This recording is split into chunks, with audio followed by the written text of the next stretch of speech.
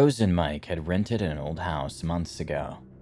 They had had a bad experience, so after a few days, they abandoned it and looked for another home. However, after 8 months, Rose insisted her husband return to that house. The man couldn't believe it. He didn't understand how she wanted to go back after having left there so scared. However, at the insistence of his wife, they went to the real estate to ask the agent to rent the property again. Luckily, there were still no tenants.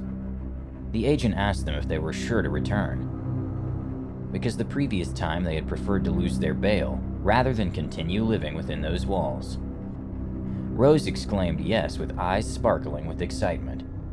She told him that they were still looking for their perfect home, and they wanted to give that house a second chance. The agent kindly left them the keys so they could go back in, spend a night, and see what sensations it produced. He decided to give them that opportunity because they were very good clients, and they had always looked at their real estate agency for the properties they rented. As they had already been there, it was not necessary for him to accompany them. They already knew the place well. The next day when they were done, all they had to do was go back there to return the keys and tell him of their decision. The couple left in their car to the house. It was an hour drive. About 15 minutes before arriving, the narrow asphalt turned into a dirt road that seemed abandoned and neglected due to the absence of buildings in that area. When they arrived, Rose leaned forward to peer through the windshield at their destination. There was the house to which she longed to return. Nothing had changed. It was still neglected and old. Rumors said that the woman who used to live there had been killed for practicing witchcraft.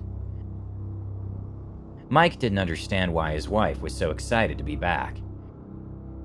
In the days after that ordeal, Rose had been absent, depressed, not even wanting to talk about it.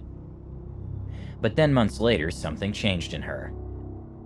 At first, she began to ask questions about the place, until little by little she began to insist on returning. Mike nervously opened the lock on that old door, with a premonition of disaster. Everything was the same as the day they left there. He followed his wife through the ground floor rooms and up the stairs.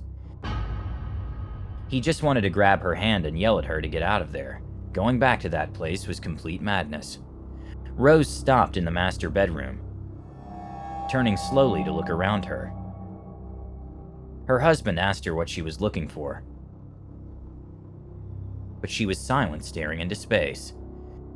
She sat on the dusty old mattress, staring into space, as she had 8 months ago. Mike walked over to her and grabbed her hands. "What's up with this place, Rose?" She looked at him and smiled at him. The house was very cold and Rose began to shake. She told her husband to come over to the car so she could cover herself with her coat.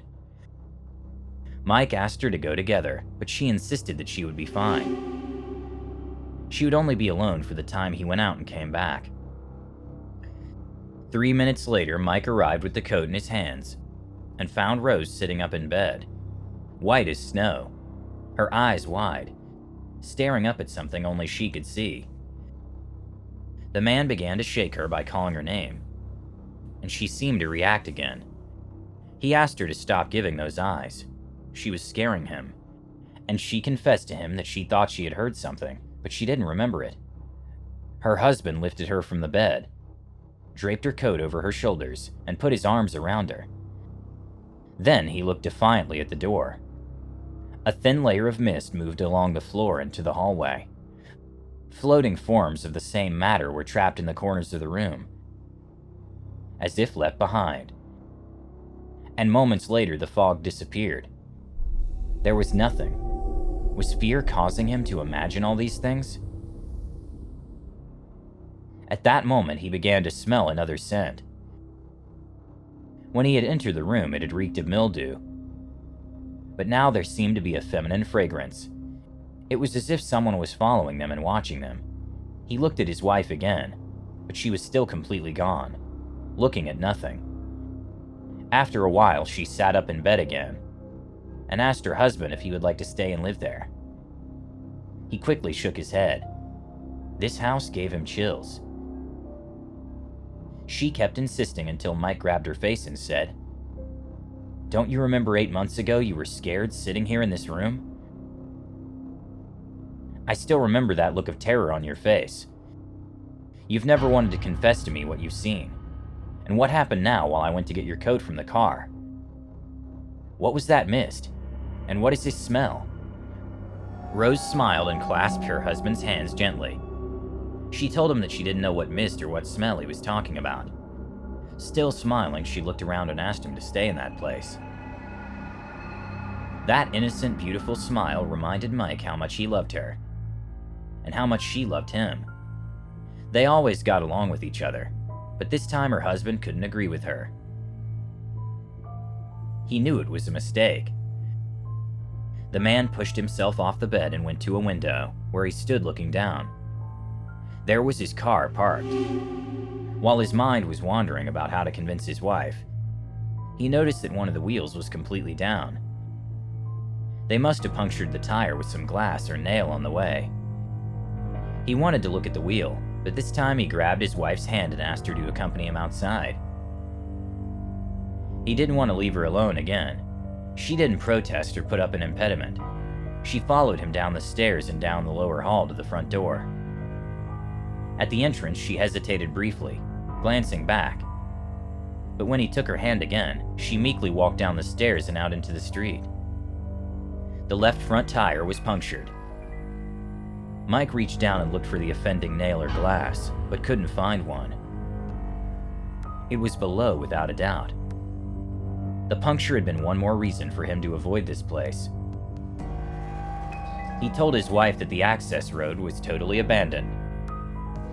If they had to go through it every day to go to their respective jobs, they would end up every week in the car workshop. Muttering to himself, he opened the trunk, took out the jack, tools and spare, and got ready to change the tire. When he removed the tire, he found no sharp objects.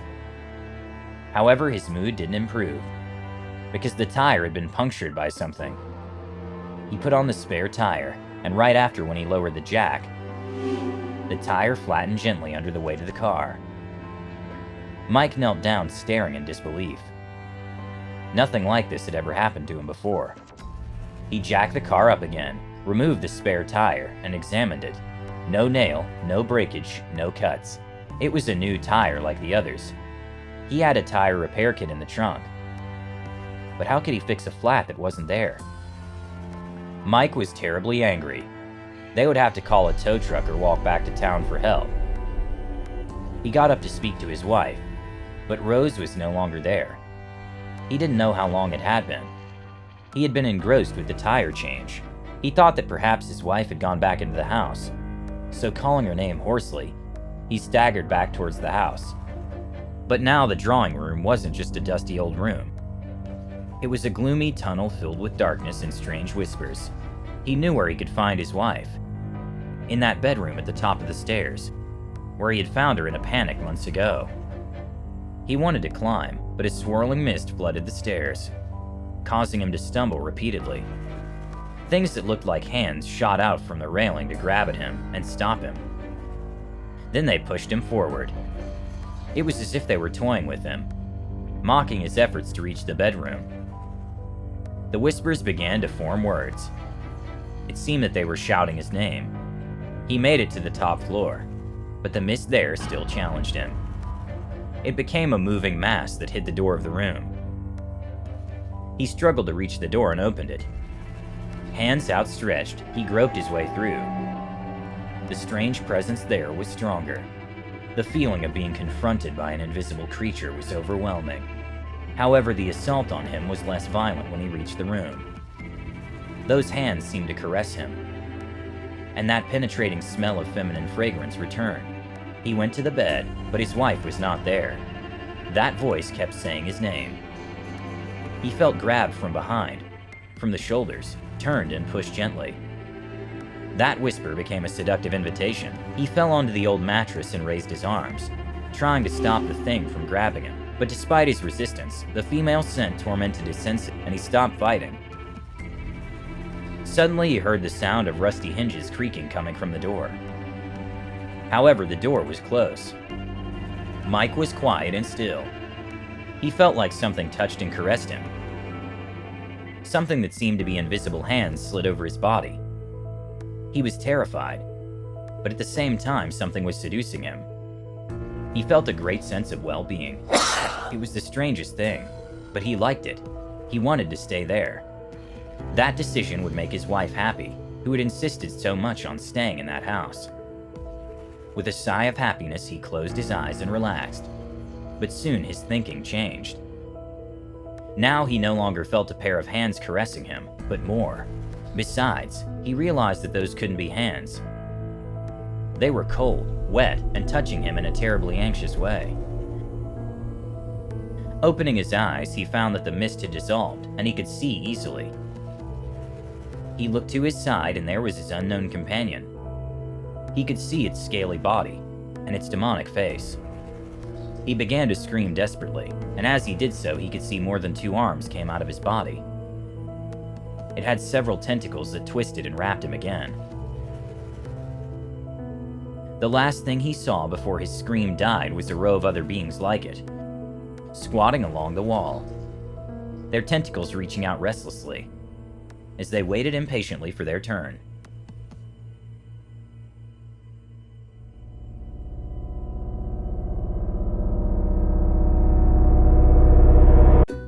If you enjoyed this video, don't forget to like it. And if you want to see more Draw My Life videos, subscribe to our channel.